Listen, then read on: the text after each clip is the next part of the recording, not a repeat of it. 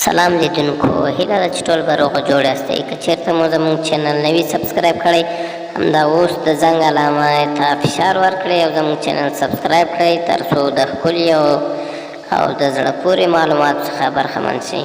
د نن ورځې بحث دی هغه ځوانان چې زر په شوق کې راځي نو د کومو مشکلاتو سره مخامخ کیږي. د نن سبا ځوانان خو ټولو ته بهتره معلومه خبره ده چې په ځان د بې باورۍ د وجې څخه هم د داسې مشکلاتو سره مخ شوي دي. ډېری ځوانان چې جنسي ځواک یې زر راپارېږي او بیا زر انزال ته رسېږي، هغوی پر ځان ښه پوهېږي چې دا ټول د جنسي بېلارېتوب له امله شوي دي.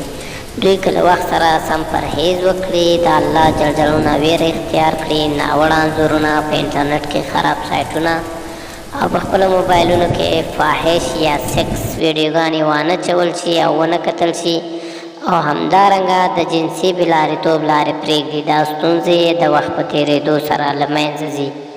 مګر که داسې وي چې نن توبه وکړي، سبا پرې بیا واوړي، بیا توبه وکړي، بله ورځ بیا پرې واوړي، د دې درملنه یا د دې روغتیا یا د دې مرض دوا او علاج بیا نه له طب سره شته، نه له ارواپوهنې سره شته او نه هم له حکیمانو سره شته.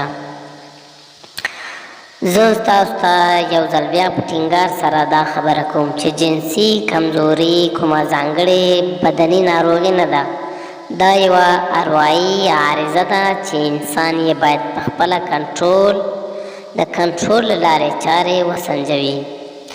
ډېری ځوانان چې عصبي ناروغي لري، هغوی که له پرله پسې د اعصابو او ډپریشن درمل خوري، یعنې د اعصابو او ډپریشن یعنې د رواني ناروغیو دواګانې خوري، هغوی له دې مشکلاتو سره مخ کیږي.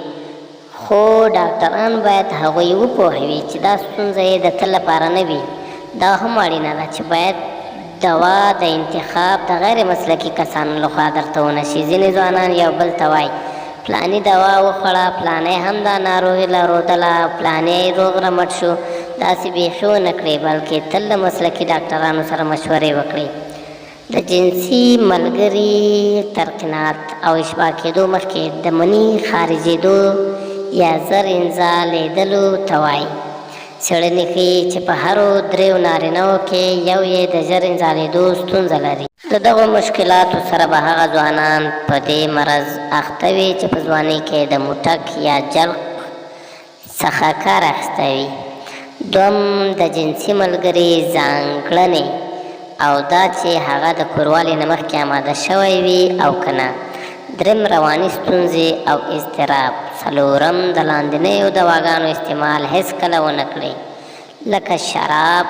هغه کسان چې شراب څښلي د دې مشکلاتو سره مخ، ورسره هغه کسان چې د معدې دوا استعمالوي، هغوی هم په دې مرض اخته کېدلی شي. او په څنګ کې آخري خبره دا چې هغه ځوانان چې د ګردو دوا استعمالوي، یعنې د ګردو دوا هم په دې مرضونو او دغو مشکلاتو کې ډېره زیاته ونډه لري. د بیا لیدلو په هیله مو، که ویډیو مې خوښه شوې وي سبسکرایب مو هېر